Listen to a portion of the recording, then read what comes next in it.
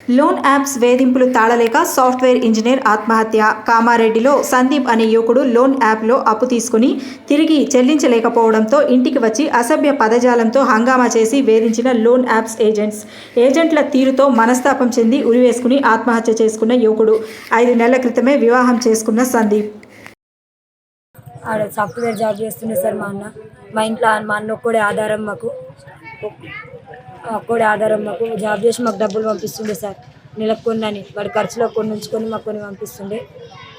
ఈ మధ్యనే 2 డేస్ కిందట సూసైడ్ చేసుకున్నాడు. అది స్టాక్ మార్కెట్, ఈ యాప్స్ వీటి కారణంగా సూసైడ్ చేసుకున్నాడు సార్. ఆ యాప్స్ బెట్టింగ్ చాలా ఇబ్బంది పెట్టినాయి. బాగా టార్చర్ చేసినాయి. స్టాక్ మార్కెట్లో చాలా కోల్పోయింది, 10 లక్షల దాకా కోల్పోయింది సార్. మిగతా బ్యాంకులలో కూడా లోన్ తీసుకున్నాడు సార్, అవి కట్టలేకపోయిండు. వాళ్ళు వచ్చి ఇంటి ముంగట స్ట్రైక్ చేశారు సార్.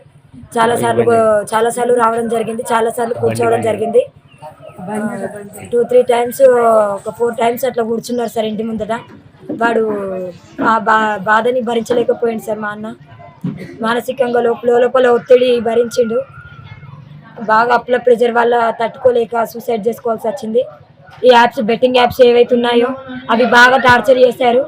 ఫోన్లలో చేయడము, వాళ్ళని బ్లాక్మెయిల్ చేయడము, వాడిని ఎర్రర్గా టార్చర్ చేయడము బాగా చేశారు సార్. బాగా ఇబ్బందుల పాలు చేసి మా అన్నను సూసైడ్ చేసుకునే పరిస్థితికి తెచ్చారు. మాకు ఇంకే ఆధారం లేదు సార్. మా తమ్మునికి జాబ్ లేదు.